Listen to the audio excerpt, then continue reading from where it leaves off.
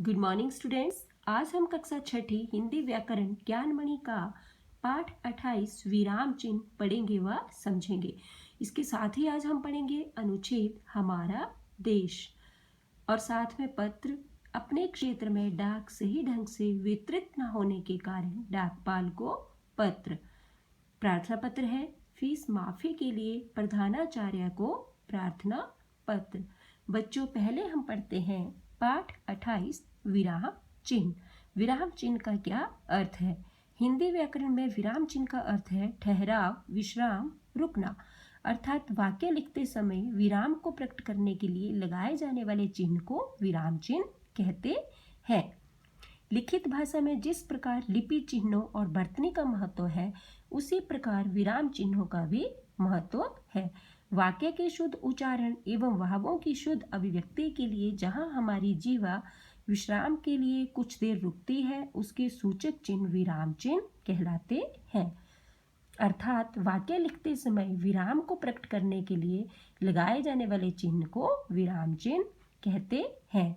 इनका प्रयोग शब्दों और वाक्यों का पारस्परिक संबंध बताने तथा किसी विषय को विभिन्न भागों में विभाजित करने या पढ़ते समय ठहरने हेतु आवश्यक होता है।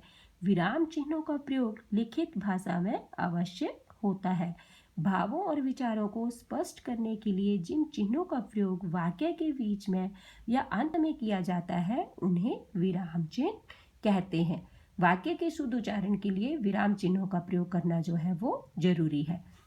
विराम का शाब्दिक अर्थ होता है रुकना, ठहरना या ठहराव।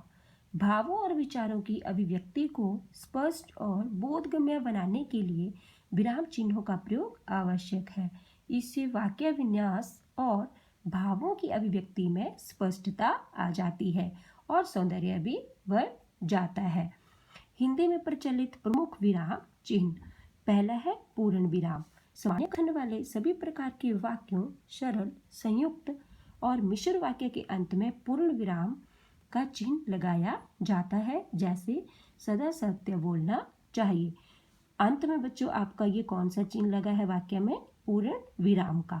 उपविराम, जहाँ किसी कथन को अलग करके दिखाना हो, वहाँ अपूर्ण विराम अथवा उपविराम का प्रयोग किया जाता है। किसी कथन मतलब किसी वाक्य को। इसका प्रयोग प्रायः निबंध के विषय लिखने में किया जाता है। जैसे निराला, निराला के बाद आपका ये कौन सा चिन्ह है? उपविराम। कौन सा चिन्ह है? उपविराम। निराला एक अध्ययन। अर्धविराम, पूर्ण विराम से कम देर रुकने पर अर्धविराम का प्रयोग किया जाता है। जैसे आलस्य मनुष्य का शत्रु है, इससे दूर रहना चाहिए। तो ये पूर्ण विराम है। और पूर्ण विराम से कम देर रुकने पर कौन सा चिन्ह लगा है आपका? अर्धविराम का। कौन से चिन्ह का प्रयोग हुआ है? अर्धविराम का। अल्प विराम, जो वाक्य के मध्य में अर्धविराम की तुलना में कुछ कम समय के लिए रुका जाता है, तब अल्प विराम चिन्ह का प्रयोग किया जाता है। जैसे नेता सुशील बुद्धिमान और परिश्रमी होना चाहिए। नेता सुशील के बाद आपका कौन सा चिन्ह है? ये अल्प विराम। कौन सा चिन्ह है? ये अल्प विराम। और लास्ट में अंत में क्या है आपका? पूर्ण विराम। प्रश्न सूचक चिन्ह, इस विराम चिन्ह का प्रयोग निम्नलिखित स्थानों पर होता है। इस चिन्ह का प्रयोग प्रश्न के लिए किया जाता है। प्रश्नवाचक वाक्य के अंत में, जैसे तुम्हारा नाम क्या है, वाक्य के अंत में कौन सा चिन्ह है? ये प्रश्नवाचक चिन्ह। संदेह का भाव पैदा करने के लिए स्नेह स्थल पर कोष्ठक में जैसे क्या कहा वह निष्ठावान है। प्रश्नवाचक चिन्ह के बाहर कौन सा चिन्ह है आपका? ये कोष्ठक। कौन सा चिन्ह है? कोष्ठक। व्यंग्यात्मक भाव प्रकट करने के लिए अंत में कोष्ठक में, जैसे उनके जैसा धर्मात्मा आज तक पैदा ही नहीं हुआ, ये भी कौन सा है? कोष्ठक चिन्ह। विस्मय आदि बोधक चिन्ह, भय, शोक, घृणा, हर्ष, उत्सुकता आदि मनोभावों को प्रकट करने वाले शब्दों, वाक्यों या वाक्यांशों के आगे विस्मय सूचक चिन्ह का प्रयोग किया जाता है। जैसे वह कितना सुंदर दृश्य है, वह के आगे कौन सा चिन्ह लगा है? विस्मय आदि बोधक चिन्ह। उदाहरण चिन्ह, उदाहरण चिन्हों का प्रयोग किसी के कथन को अक्षरशः उद्धृत करने के लिए किया जाता है। जैसे गीता का संदेश है, कर्म करो परंतु फल की इच्छा मत करो। तो ये कौन सा चिन्ह आपके लगे हैं? उदाहरण चिन्ह। कौन सा चिन्ह है ये? उदाहरण चिन्ह। योजक या विभाजक चिन्ह। योजक चिन्ह का प्रयोग निम्नलिखित स्थितियों में होता है। दो समान शब्दों को जोड़ने के लिए इसका प्रयोग किया जाता है। दबदम और तत्पुरुष समास के दोनों पदों के बीच, जैसे माता पिता, भाई बहन, दाल रोटी आदि। ये कौन सा चिन्ह है आपका? योजक या विभाजक चिन्ह, जो दो समान शब्दों को जोड़ने के लिए किया गया है। तुलनात्मक सा, सी से के पहले, जैसे धीरे धीरे, कभी कभी, घर घर। ये क्या है? इसमें भी आपका योजक और विभाजक चिन्ह लगा है। निर्देशक चिन्ह। निर्देशक चिन्ह का प्रयोग निर्देश देने के लिए किया जाता है। किस चीज़ के लिए किया जाता है? निर्देश देने के लिए किया जाता है। क्रिया के दो भेद हैं, तो ये आपका कौन सा चिन्ह है? निर्देशक चिन्ह। विवरण चिन्ह। इस चिन्ह का प्रयोग विवरण देने में किया जाता है, जैसे नेताजी के भाषण को गंभीरता से सुनो। तो ये आपका कौन सा चिन्ह है? विवरण चिन्ह। कोष्ठक ब्रैकेट। कोष्ठक का प्रयोग निम्नलिखित स्थानों पर किया जाता है। किसी शब्दार्थ को स्पष्ट करने के लिए, जैसे निराला जी की भाषा परिमार्जित शुद्ध है, तो ये शुद्ध किस में है आपका? कोष्ठक में। नाटक में अभिनय को सूचित करने के लिए, जैसे गीता हंसकर। हंसकर मतलब ये कोष्ठक में है आपका। राजेश या तो खुशी का समाचार है। लाघव चिन्ह। जहाँ शब्द को पूरा न लिखकर उसका संक्षिप्त रूप लिख दिया जाता है, वहाँ लाघव चिन्ह का प्रयोग किया जाता है। किसी बड़े नाम का संक्षिप्त रूप लिखने के लिए जिस चिन्ह का प्रयोग होता है उसे हम क्या कहते हैं? लाघव चिन्ह। जैसे डॉक्टर। डॉक्टर आपका ये है, तो इसको आपने अगर स्मॉल उसमें लिखा है तो इसमें कौन सा चिन्ह लगा है? ये आगे लाघव चिन्ह। संबंध। संबंध के आगे भी कौन सा है? ये लाघव चिन्ह। हंसपद चिन्ह। त्रुटिपूरक चिन्ह। इस विराम चिन्ह का प्रयोग वाक्य में किसी छूटे हुए शब्द को सूचित करने के लिए किया जाता है, जैसे स्वामी विवेकानंद के बचपन का नाम नरेंद्र था। तो ये यहाँ पर कौन सा चिन्ह लगा है?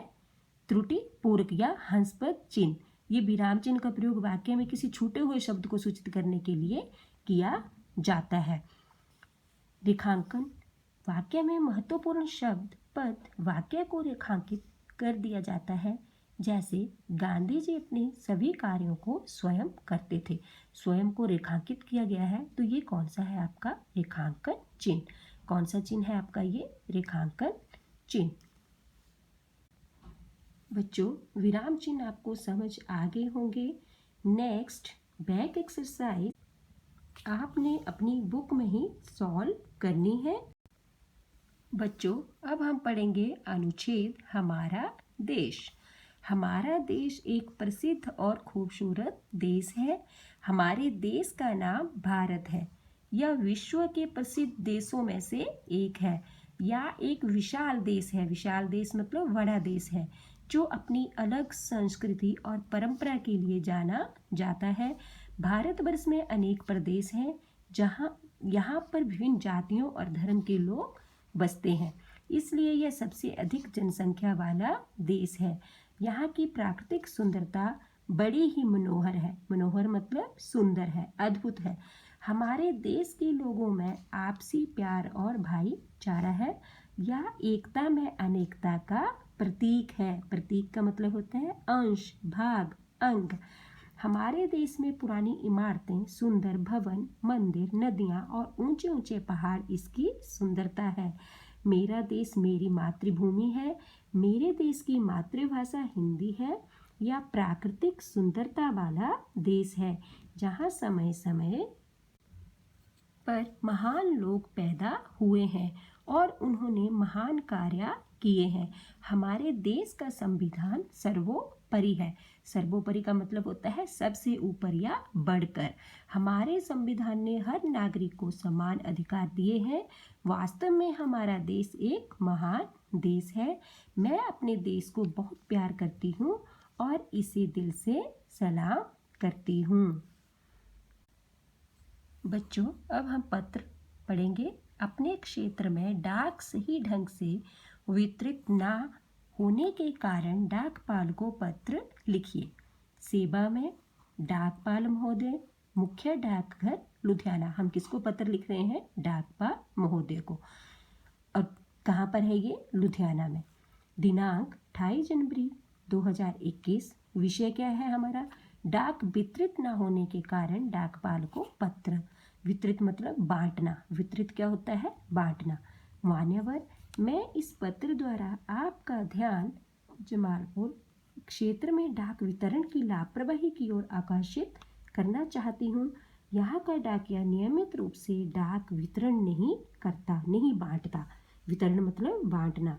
हमने उससे कई बार प्रार्थना भी की कि पत्रों का वितरण ठीक ढंग से किया करें, लेकिन वह हमारी बात को अनसुनी कर देता है। अतः आपसे विनम्र प्रार्थना है कि आप उसे अवश्य निर्देश दें ताकि हमें डाक समय पर प्राप्त हो सके। धन्यवाद सहित भवदीय राजेश शर्मा। बच्चों, प्रार्थना पत्र है। फीस माफी के लिए प्रधानाचार्य को प्रार्थना पत्र लिखिए। सेवा में श्रीमती प्रधानाचार्य जी, वर्तमान इंटरनेशनल पब्लिक स्कूल लुधियाना। विषय फीस माफी हेतु प्रार्थना पत्र। किसको हम पत्र लिख रहे हैं? अपनी प्रधानाचार्य को। और ये प्रधानाचार्य जो है कौन से? Vardhman international public school. इसमें किसका नाम आएगा? स्कूल का नाम आएगा। और ये जगह का नाम है लुधियाना, जहाँ हम रहते हैं। किस फीस माफी हेतु प्रार्थना पत्र हम लिख रहे हैं प्रधानाचार्य को। महोदय, निवेदन है कि मैं आपके विद्यालय में 6ठी कक्षा का विद्यार्थी हूँ। मेरे पिताजी बैंक कर्मचारी हैं। उनकी मासिक आय बहुत कम है। हमारे घर में कुल 5 सदस्य हैं। आजकल इतनी महंगाई में हमारा निर्वाह बड़ी कठिनाई से होता है। निर्वाह का अर्थ होता है गुजारा। इसलिए पिताजी मुझे स्कूल से हटाना चाहते हैं। मैं पिछली कक्षा में अपने स्कूल में प्रथम रहा हूँ।